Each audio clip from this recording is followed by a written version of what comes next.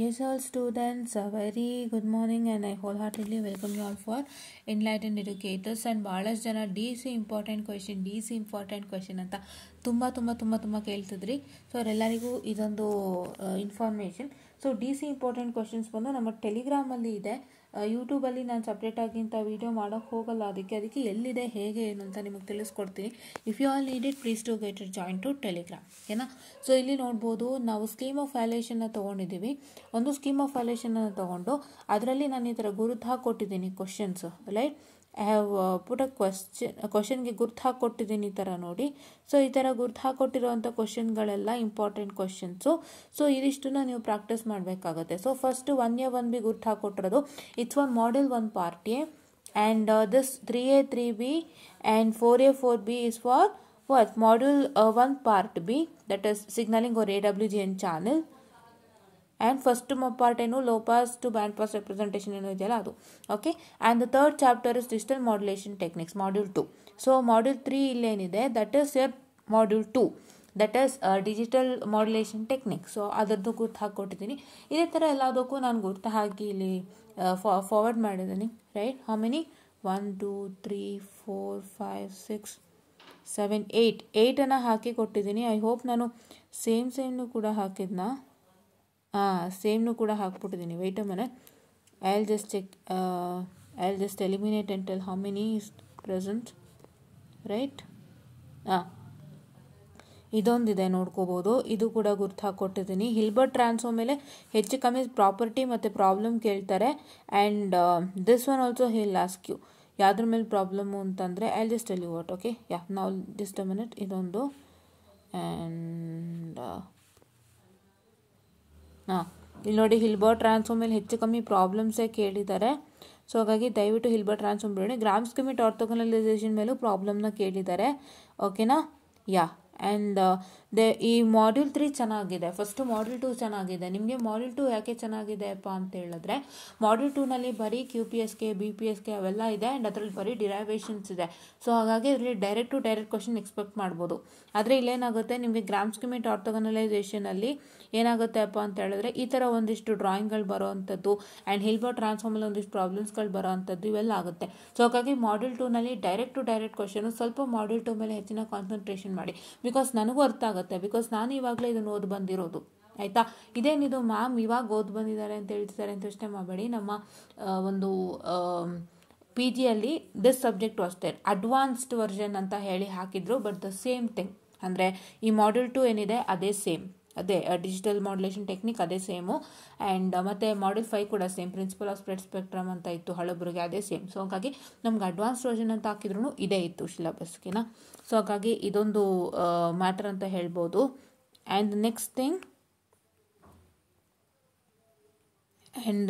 Thing ಏನಪ್ಪ ಅಂತ ಹೇಳಿದ್ರೆ, ಇದೊಂದು ಪೇಪರ್ ಆಯಿತು. ಆ್ಯಂಡ್ ಈ ಪೇಪರ್ ನೋಡೋಣ. ಈ ಪೇಪರ್ಲು ಕೂಡ ನೋಡಿ, ಹಿಲ್ಬರ್ಟ್ ಟ್ರಾನ್ಸ್ಫಾರ್ಮ್ ಮೇಲೆ ಹೆಚ್ಚು ಕಮ್ಮಿ ಪ್ರಾಬ್ಲಮ್ ಕೇಳಿದ್ದಾರೆ. And Hilbert transform properties and signal G of t and its Hilbert transform Gn of t orthogonal over the entire time interval, ಇದು ತುಂಬ ಕೇಳಿದ್ದಾನೆ. ಆಯಿತಾ? ಆಮೇಲೆ ಇದು ಕೂಡ Gram Schmidt orthogonalisation important question. ದಯವಿಟ್ಟು ಯಾವ್ದನ್ನೂ ಬಿಡೋಕ್ಕೆ ಹೋಗಬೇಡಿ, ನೋಡಿಕೊಂಡು ನೀವು ಯಾವ್ದು ಇಂಪಾರ್ಟೆಂಟ್ ಇದೆ ಮಾಡ್ಕೊಳ್ಳಿ. ಇದೊಂದು ಕ್ವಶನ್ ಪೇಪರ್ ಹಾಕಿದ್ದೀನಿ ಆ್ಯಂಡ್ ಅದೇ ಚೆಕ್ ಮಾಡ್ತಾ ಇದ್ದೀನಿ because I shared few things repeatedly. ನೋಡಿ, ಇದು ಕೂಡ ಆಗಿದೆ, ಹೌದಲ್ವಾ? ಇದೊಂದು ಕ್ವಶನ್ ಪೇಪರನ್ನು ಹಾಕಿದ್ದೀನಿ ನೋಡಿ. Explain Gram Schmidt orthogonalisation procedure. So ಈ ಗ್ರಾಮ್ ಸ್ಕಿಮಿಟ್ ಆರ್ಥೋಗೊನಲೈಸೇಷನ್ ಪ್ರೊಸೀಜರ್ ಬಂದು ಮ್ಯಾಥಮೆಟಿಕ್ಸಲ್ಲಿ ಬೇರೆ ಇದೆ, ಇಲ್ಲಿ ಬೇರೆ ಇದೆ. So don't link mathematics with this because we are studied the same in mathematics. So ಯಾರೆಲ್ಲ ಬೇಸಿಕ್ ಸಿಗ್ನಲ್ ಪ್ರೊಸೆಸಿಂಗ್ ಅಂತ ಓದುತ್ತೀರಾ ಅವ್ರಿಗೆ ಗೊತ್ತಿರುತ್ತೆ ಗ್ರಾಮ್ ಸ್ಕಿಮಿಟ್ ಆರ್ಥೋಗೊನಲೈಸೇಷನ್ ಪ್ರೊಸೀಜರ್ ಬಂದು ಇರುತ್ತೆ. ಸೊ ಅದು ಹೇಗಿದೆ ಅಂತ ಅವ್ರಿಗೆ ಗೊತ್ತಿರುತ್ತೆ. ಸೊ ಹಾಗಾಗಿ that is different and this is different kind of. ಓಕೆನಾ? And coming on to this, ಇದು ಹಾಕಿದ್ದು ನಾನೇನಾದರೂ ಇಲ್ಲ. This is Hilbert transform of this ಒಂದು ಕೇಳಿದ್ದಾನೆ. ಆ್ಯಂಡ್ ಇಲ್ಲಿ ನೋಡಿ, ಗ್ರಾಮ್ ಸ್ಕಿಮಿಟ್ ನೋಡಿ, ಈ ಡಯಾಗ್ರಾಮ್ ಕೇಳಿದ್ದಾರೆ. ಸೊ ಇವೆಲ್ಲ most of the things are repeated here. So ದಯವಿಟ್ಟು ಇದನ್ನು ನೋಡ್ಕೊಳ್ಳಿ. ಆ್ಯಂಡ್ ನಿಮ್ಮ ಇಂಟರ್ನಲ್ ಕ್ವಶನ್ ಪೇಪರ್ ಕೂಡ ಪ್ರಾಕ್ಟೀಸ್ ಮಾಡಿ ಬಿಡದಂತೆ, so that it will help you a lot. ಇಲ್ಲೂ ಕೂಡ ಇದೆ, ಕಾಣಿಸ್ತಿದೆ. Application of Hilbert transform prove that a signal. Hilbert transform is 100% constant question. ಓಕೆನಾ? ನೋಡಿ, set of M energy signals is a linear combination of n orthonormal basic functions. Here the case for n is equal to 2 and m is equal to 3 with necessary diagram and expression. ಇದು ಕೂಡ ನಮಗಿತ್ತು actually we were studying the same. ಇದು ಕೂಡ ನಿಮಗೆ 2 ಸತಿ ಬಂದಿದೆ question ನೋಡ್ಕೋಬೋದು. And ಈ ಥರದ್ದು Gram Schmidt orthogonalisation you got it for the 3rd time, right?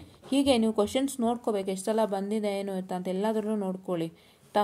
And ಇದೊಂದು ಹಾಕಿದ್ದೀನಿ ನೋಡ್ಬೋದು, ಇಲ್ಲೂ ಕೂಡ ಸೇಮ್ ಗ್ರಾಮ್ ಸ್ಕೀಮಿಕ್ ಆರ್ಥೋಗನಲೈಸೇಷನ್ ಇದೇ ಥರ ಕೊಟ್ಟಿದ್ದಾರೆ. And Hilbert transform and its property in canonical representation of band pass ಇದೊಂದು 3-4 ಸಲ ನೋಡಿದ್ದೀರಾ, ರೈಟ್? ಯಾ. ಆ್ಯಂಡ್ ಇದು ಕೂಡ ತುಂಬ important. Geometric representation of signal and also show that the energy of the signal is equal to the square length of the vector representing it. So ಇವೆಲ್ಲ ಇದೆ. So ಹಾಗಾಗಿ ಏನಪ್ಪ ಅಂತ ಹೇಳಿದ್ರೆ ಸೊ ಇವಿಷ್ಟೇ ನಿಮ್ಮ ಇಂಪಾರ್ಟೆಂಟ್ ಕ್ವಶನ್ಸ್ಗಳು. ಅಲಾಂಗ್ ವಿತ್ ನೀವೇನು ಮಾಡ್ತೀರಾ ಅಂದರೆ ಒಂದು ಇಂಟರ್ನಲ್ ಕ್ವಶನ್ ಪೇಪರ್ನ ತೊಗೊಳ್ತೀರಾ. Okay, I will just mark it here again. Okay wait a minute, I am sorry for the distraction guys. Internal question paper ಓದ್ತೀರಾ, ಓಕೆನಾ? ನಿಮ್ಮ ಇಂಟರ್ನಲ್ ಕ್ವಶನ್ ಪೇಪರ್ ಏನು ಕೊಟ್ಟಿದ್ರು ನಿಮಗೆ ಅದನ್ನು ಚೆನ್ನಾಗಿ ಓದ್ಕೊತೀರಾ. And wherever you get various important questions you will get the same, ಆಯಿತಾ? ಸೊ ಹಾಗಾಗಿ ಇದಿಷ್ಟು ಇವತ್ತಿನ ಒಂದು ಏನಂತ ಹೇಳಿದ್ರೆ ವಿಡಿಯೋ ಆಗಿರುತ್ತೆ. ದಯವಿಟ್ಟು ನಮ್ಮ ಟೆಲಿಗ್ರಾಮ್ ಚಾನಲ್ ಸಬ್ಸ್ಕ್ರೈಬ್ ಮಾಡಿಕೊಂಡು ಇಂಪಾರ್ಟೆಂಟ್ ಕ್ವೆಶನ್ಸ್ ನೋಡ್ಕೊಳ್ಳಿ. ಇಲ್ಲಾಂದರೆ ನಾನೇನು ಮಾಡಿದ್ದೀನಿ ಹೇಳಿ, ಎಲ್ಲ ಇಂಪಾರ್ಟೆಂಟ್ ಕ್ವೆಶನ್ಸ್ಗೂ ಒಂದೊಂದು 2-3 ನಿಮಿಷ ಇಟ್ಕೊಂಡಿದ್ದೀನಿ ಅಲ್ವಾ. ಸೊ ಹಾಗಾಗಿ ನೀವು ಅಲ್ಲೇ ಒಂದು ಏನಂತ ಹೇಳ್ತಾರೆ ವಿಡಿಯೋನ ಪಾಸ್ ಮಾಡಿಬಿಟ್ಟು ನೀವು ಆ ಕ್ವಶನ್ಸ್ಗಳನ್ನ ಒಂದು ಕಡೆ ಲಿಸ್ಟ್ ಕೂಡ ಮಾಡ್ಕೋಬೋದು. ಸೊ ಆ ಥರ ಕೂಡ ತೋರಿಸ್ಕೊಟ್ಟಿದ್ದೀನಿ. ಸೊ ಹಾಗಾಗಿ ದಯವಿಟ್ಟು ನೀವೇನು ಮಾಡ್ತೀರಾ ಅಂತ ಹೇಳಿದ್ರೆ ವಿಡಿಯೋ ಪಾಸ್ ಮಾಡಿ ಇಂಪಾರ್ಟೆಂಟ್ ಕ್ವಶನ್ಸ್ ಬರ್ಕೊಳ್ಳಿ, ಅದಷ್ಟನ್ನು ಓದ್ಕೊಳ್ಳಿ. ITC ಇವತ್ತಾದರೆ ಖಂಡಿತ ಕೊಡ್ತೀನಿ, ಆಯಿತಾ? ITC ಬಂದೇನಿಲ್ಲ, ಚೆನ್ನಾಗಿದೆ, ನೀವು ಮಾಡ್ಕೋಬೋದು. ITC ಇವತ್ತು ಇಂಪಾರ್ಟೆಂಟ್ ಕ್ವಶನ್ ಕೊಡ್ತೀನಿ. ಇಫ್ ಇನ್ ಕೇಸ್ ನಿಮ್ಗೆ ITC ಬೇಕು ಅಂದರೆ ಇಲ್ಲಿ ನೀವು ನೋಡ್ಬೋದಾಗಿರುತ್ತೆ. ಮೋಷನಲ್ಲಿ ಅವ್ರು ಇಂಪಾರ್ಟೆಂಟ್ ಕ್ವಶನ್ಸ್ ಹಾಕಿದ್ದೀನಿ, ಅದ್ರಲ್ಲಿ ITC ಕೂಡ ಹೇಳಿದ್ದಾರೆ, ಆಯಿತಾ? ಇನ್ನೊಬ್ರು ಕೊಡೋಕಿದ್ದಾರೆ ಸ್ಟೂಡೆಂಟು, ಅವ್ರದ್ದು ನೋಡಿ ನಿಮಗೆ ಖಂಡಿತ ಹಾಕಿ ಕೊಡ್ತೀನಿ. ಟೇಕ್ ಇಟ್ ಈಸಿದು ಹಾಕಿ ಕೊಡ್ತೀನಿ. ಟೇಕ್ ಇಟ್ ಈಸಿ ಅವರು ಇವತ್ತು ರಾತ್ರಿ ಕೊಡ್ತಾರಂತೆ. ಇವತ್ತು ರಾತ್ರಿ ಕೊಟ್ಟರು ನಿಮಗೆ ನಾಳಿದ್ದು ಓದೋಕ್ಕೆ ತುಂಬ ಇದಾಗುತ್ತೆ. ಒಂದಿನಲ್ಲಿ ಮಾಡೋಕ್ಕೆ ಆಗಲ್ಲ. ಇವತ್ತು ರಾತ್ರಿ ಇಂಪಾರ್ಟೆಂಟ್ ಕೊಟ್ಟರು. I don't know they would have provided important questions today actually, ಅಲ್ವಾ? ಸಿ ಏನು ಗೊತ್ತಾ, ಟೇಕ್ ಇಟ್ ಈಸಿದು ಅಷ್ಟೇ, ಏನಿಲ್ಲ. ಟೇಕ್ ಇಟ್ ಈಸಿದು ಏನಾಗುತ್ತೆ ಅಂದರೆ the last you the internal question papers. ಎಲ್ಲರ ಹತ್ರನೂ ಇಂಟರ್ನಲ್ ಕ್ವಶನ್ ಪೇಪರ್ಸ್ ಕೇಳಿ ಎಲ್ಲ ಕಾಲೇಜನ್ನು ತೊಗೊಂಡು ಅದರಲ್ಲಿ ಯಾವುದು ಕಾಮನ್ ಆಗಿ ಕೊಟ್ಟಿದ್ದಾರೆ ಅಂದರೆ ಪ್ರತಿಯೊಂದು ಇಂಟರ್ನಲ್ ಕ್ವಶನ್ ಪೇಪರ್ ತೊಗೋತಾರೆ. 3 internal question paper from various colleges and they just check through that which is very important. ಯಾವುದು ತುಂಬ ಇಂಪಾರ್ಟೆಂಟ್ ಆಗಿದೆ. ಆ್ಯಂಡ್ ಎಲ್ಲ ಇಂಟರ್ನಲ್ ಕ್ವಶನ್ ಪೇಪರಲ್ಲೂ ಯಾವ ಕ್ವಶನ್ಸ್ ಕಾಮನ್ ಆಗಿ ಕೊಟ್ಟಿದ್ದಾರೆ. ಈಗ ಫಸ್ಟ್ ಇಂಟರ್ನಲ್ ಅಂತ ಇಟ್ಕೊಳ್ಳಿ. ಸೊ ಪ್ರತಿಯೊಂದು ಕಾಲೇಜು ತೊಗೊಂಡಾಗ ಆ ಎಲ್ಲ ಕಾಲೇಜು ವೆರಿಫೈ ಮಾಡಿ ಚೆಕ್ ಮಾಡಿದಾಗ ಯಾವ ಕ್ವಶನ್ ಪ್ರತಿಯೊಂದು ಕಾಲೇಜಲ್ಲೂ ಒಂದು ಕ್ವಶನ್ ಕಾಮನ್ ಆಗಿ ಕೊಟ್ಟಿದ್ರು ಅದು ನೋಡಿಕೊಂಡು ಅವ್ರು ಹಾಗೆ ಕ್ವಶನ್ಸ್ ಸೆಟ್ ಮಾಡ್ತಾ ಹೋಗ್ತಾರೆ. So the same thing, it's a mixer of all the internal question papers, ಅಷ್ಟೇ, ಇನ್ನೇನೂ ಇಲ್ಲ. ಸೊ ನಿಮ್ಗೆ ಇಂಪಾರ್ಟೆಂಟ್ ಕ್ವಶನ್ಸ್ ಅಂತ ಬರೋದು ಕ್ವಶನ್ ಪೇಪರ್ ಮಾತ್ರ. ನಾನು ಕೆಲವೊಂದಕ್ಕೆ ಏನಕ್ಕೆ ಹಾಕ್ತೀನಿ ಅಂದರೆ if in case you of the questions are missed ಅಂತ ಅಷ್ಟೇ, ಬಿಟ್ಟರೆ ಏನಿಲ್ಲ. ಬಟ್ ನಿಮ್ಮ ಇಂಪಾರ್ಟೆಂಟ್ ಕ್ವಶನ್ಸ್ ಅಂದರೆ ಕ್ವಶನ್ ಪೇಪರ್ ಮಾತ್ರ. ಎಲ್ಲ ಕ್ವಶನ್ ಪೇಪರ್ ನೀವೇ ಡೌನ್ಲೋಡ್ ಮಾಡಿಕೊಂಡು ನೀವೇ ನೀಟಾಗಿ ಇಂಪಾರ್ಟೆಂಟ್ ಅಂತ ಬರ್ಕೋಬೋದು ಗೈಸ್ ಅಷ್ಟೇ. ಇನ್ನೇನು ನೀವು ಅದನ್ನೇ ಮಾಡ್ಬೋದು ನೀವು. ನಾನು ಅದಕ್ಕೆ ಅವಾಗಿಂದನೂ ಹೇಳ್ತಿರೋದು. TIE ಅಂತ ನೇಮ್ ಮಾಡಿದ್ದಾರೆ, ಇಂಟರ್ನ್ಶಿಪ್ ಕಂಡಕ್ಟ್ ಮಾಡ್ತಿದ್ದಾರೆ. That's a very good job they are doing for students. ಅದು ಬಿಟ್ಟು ಇಂಪಾರ್ಟೆಂಟ್ ಕ್ವಶನ್ಸ್ಗೆ ಅಂತ ಬಂದಾಗ ನಾನು ಸಜೆಸ್ಟ್ ಮಾಡೋದೇನು ಅಂತ ಹೇಳಿದ್ರೆ it is all what I can say, it is all the internal question paper only. So important ಕ್ವಶನ್ನ ಹುಡ್ಕೊಳ್ಳೋಂಥ ಕಲೆ ನಿಮ್ಮಲ್ಲೇ ಬರಬೇಕು, ನೀವೇ ಮಾಡ್ಕೊಳ್ಳೇಬೇಕೇನಿ ಕಷ್ಟ, ಕರೆಕ್ಟ್ ಅಲ್ವಾ? ಸೊ ಹಾಗಾಗಿ ಈ ಥರ ನೀವು ಕ್ವಶನ್ ಪೇಪರ್ ತೊಗೊಂಡು ಅದರಲ್ಲಿ ಗುರ್ತು ಮಾಡಿ ಇಂಪಾರ್ಟೆಂಟ್ ಕ್ವಶನ್ಸ್ನ ಇದು ಮಾಡ್ಕೋಬೇಕು. ಸೊ ಅದೆಲ್ಲದ್ರ ಮಧ್ಯ ನಿಮ್ಗೆ ಏನಪ್ಪ ಅಂತ ಹೇಳಿದ್ರೆ ಇನ್ನೊಂದು ವಿಷಯ ಏನು, ನಾನು ಬರೀ ಕ್ವಶನ್ ಪೇಪರ್ ಕಳಿಸಿಲ್ಲ, ಸ್ಕೀಮ್ ಆಫ್ ವ್ಯಾಲ್ಯೂಷನ್ನು ಕಳಿಸ್ಕೊಟ್ಟಿದ್ದೀನಿ. ತಾಗ್ತಿದೆಯಾ? ಇವಾಗ ನಾನು ಇದೊಂದು ಕ್ವಶನಿಗೆ ಮಾರ್ಕ್ ಮಾಡಿದ್ದೀನಿ ಅಂದರೆ I have marked Hilbert transform and the properties, correct ಅಲ್ವಾ? ನೋಡಿಲಿ ಎಲ್ಲ ಬರೆದಿದ್ದಾರೆ. ಅದೇ ನಿಮ್ಗೆ ಆನ್ಸರ್ ಕೂಡ ಇದೆ ಇಲ್ಲಿ. ಸೊ ಅದನ್ನು ಜ್ಞಾಪಕದಲ್ಲಿ ಇಟ್ಕೊಳ್ಳಿ. ಆನ್ಸರ್ ಕೂಡ ಇದೆ. ಆ ಆನ್ಸರ್ನ ಏನು ಮಾಡ್ತೀರಾ ಅಂದರೆ ನೀಟಾಗಿ ನೋಡ್ಕೋತೀರಾ, ನೀಟಾಗಿ ಆನ್ಸರ್ಸ್ನ ನೋಡಿಕೊಂಡು ಅದನ್ನು ಓದ್ಕೊಳ್ತೀರಾ. So I learn the answers along with, correct ಅಲ್ವಾ? ಸೊ ಅದೊಂದನ್ನು ಮಾಡಿ ಅಂತ ಹೇಳ್ತಾ ಆನ್ಸರ್ಸ್ ಜೊತೆಗೂ ಆನ್ಸರ್ಸ್ ಓದ್ಕೊಳ್ಳಿ. ಬರೀ ಕ್ವಶನ್ ಇದೆ ಅಂದ್ಬಿಟ್ಟು ಏನಂತಾರೆ, ಬರೀ ಕ್ವಶನ್ ಇದೆ ಅಂತ ಹೇಳಿಬಿಟ್ಟು ಬರೀ ಕ್ವಶನ್ ನೋಡ್ಕೊಂಡು ನಿಮ್ಮ ನೋಟ್ಸಲ್ಲಿ ನೋಡೋಕೆ ಹೋಗ್ಬೇಡಿ. ಇಲ್ಲೇನಿದೆ ಅದನ್ನು ನೋಡಿ, ಬಿಕಾಸ್ ಇಲ್ಲಿ ಹೆಂಗೆ ಕೊಟ್ಟಿದ್ದಾರೆ ಅದೇ ಥರನೇ ನಿಮ್ಗಾಗುತ್ತೆ ಮಾರ್ಕ್ಸ್ ಡಿವಿಷನು.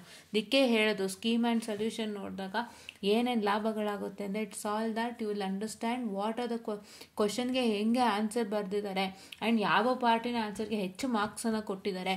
ನನಗೆ ಈ ಕ್ವಶನ್ನ ವೇರಿಯಸ್ ಅಮೌಂಟ್ ಆಫ್ ಮಾರ್ಕ್ಸ್ಗೆ ಕೊಡುವಾಗ how much that I have to write and how the marks distribution is done and what and all is important. ಇವಾಗ ನನಗೆ 6 ಮಾರ್ಕ್ಸಿಗೆ ಕೊಟ್ಟಾಗ ಇವಾಗ ಏನಾಗುತ್ತೆಪ್ಪ ಅಂತ ಹೇಳಿದ್ರೆ 6 ಮಾರ್ಕ್ಸಿಗೆ ಕೊಟ್ಟಾಗ ಏನಾಗುತ್ತೆಪ್ಪ ಅಂತ ಹೇಳಿದ್ರೆ ಸೊ ನಿಮಗೆ ಇನ್ನೊಂದಿಷ್ಟು ಎಕ್ಸ್ಟ್ರಾ ಆ್ಯಡ್ ಆಗ್ಬೋದು. ಆ ಎಕ್ಸ್ಟ್ರಾ ಏನು ಇದೆಲ್ಲ ತಿಳ್ಕೊಳ್ತೀರಾ. ಸೊ ಹಾಗಾಗಿ ಅದನ್ನು ನೋಡಿ. ನಿಮಗಿದು ಕಂಪ್ಲೀಟಾಗಿ ಬೇಕು ಅಂತ ಹೇಳಿದ್ರೆ ನಿಮಗೆ I will give you an idea. So what's that you all have to do is that. So ನೀವು ಸ್ಕೀಮ್ ಆಫ್ ಇವ್ಯಾಲ್ಯೂಯೇಷನ್ ಅಂತ ಒಂದು PDF ಇದೆ ನಮ್ಮ ಟೆಲಿಗ್ರಾಮ್ ಚಾನಲಲ್ಲೇ. ಇಲ್ಲ ಅಂತ ಹೇಳಿದ್ರೆ ನಮ್ಮ ಯೂಟ್ಯೂಬ್ ಚಾನಲ್ ಕಮ್ಯುನಿಟಿಯಲ್ಲೂ ಇದೆ. ಇವಾಗ ತೋರಿಸ್ಕೊಡ್ತೀನಿ ನೋಡಿ, ಯೂಟ್ಯೂಬ್ ಚಾನಲ್ ಕಮ್ಯುನಿಟಿಯಲ್ಲೂ ಇದೆ. ಸೊ ಇದನ್ನು ತಗೊಂಡು ನೀವು ಸ್ಕೀಮ್ ಆಫ್ ವ್ಯಾಲ್ಯೂಯೇಷನ್ ಓಪನ್ ಮಾಡಿ, ಗೂಗಲ್ ಡ್ರೈವಲ್ಲಿ ಓಪನ್ ಮಾಡಿದಾಗ ಯು ಕ್ಯಾನ್ ಟೈಪ್ 15:61 ಅಂತ ಟೈಪ್ ಮಾಡಿ, 17:61 ಅಂತ ಟೈಪ್ ಮಾಡಿ, 18:61 ಅಂತ ಟೈಪ್ ಮಾಡಿ. ಓಕೆನಾ? ಇದಿಷ್ಟು ಟೈಪ್ ಮಾಡಿಬಿಟ್ಟು ನೀವು ಇದ್ರ ಕ್ವಶನ್ ಪೇಪರ್ಸ್ ತೊಗೊಂಡು ನಿಮ್ಮ ಪಾಡಿಗೆ ನೀವು ಓದಕ್ಕೆ ಸ್ಟಾರ್ಟ್ ಮಾಡ್ಬೋದು. ಅದರಲ್ಲೂ ನಾನು ಗುರ್ತಾಗಿ ಕೊಟ್ಟಿರೋಂಥ ಕ್ವಶನ್ಸ್ಗಳು ಇಲ್ಲಿ ತೋರಿಸಿದ್ದೀನಿ ಯೂಟ್ಯೂಬ್ ವೀಡಿಯೋಲಿ. ಅದನ್ನ ನೀವು ನಿಧಾನಕ್ಕೆ ಚೆಕ್ ಮಾಡಿಕೊಂಡು ಅಷ್ಟು ಕ್ವಶನ್ಸ್ಗಳನ್ನೇ ನೀವು ಅದರಲ್ಲಿ ಓದ್ಕೋಬೋದು. ಆಯಿತಾ? This is what is all you can do ಅಂತ ಹೇಳ್ತಾ I just want this session students and thank you.